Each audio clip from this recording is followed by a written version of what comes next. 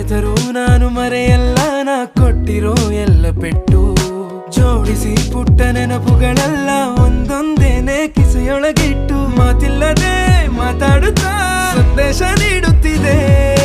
ಭಾವನೆಗಳು ಭಾಷೆಯ ಮೀರಿ ಮಾತಾಡುತ್ತಿದೆ ಓ ಚಾರ್ಲಿ ಕೇಳು ನೀ ಸಾವಿರ ಒಂದಲ್ಲ ಖಂಡಿತ ಹೇಳುವೆ ಡೌಟ್ ಇಲ್ಲ ನೀನೇ ನನಗಿನ್ನು ಬೆಸ್ಟ್ ಫ್ರೆಂಡ್ ಇಲ್ಲಿ ಚಾರ್ಲಿ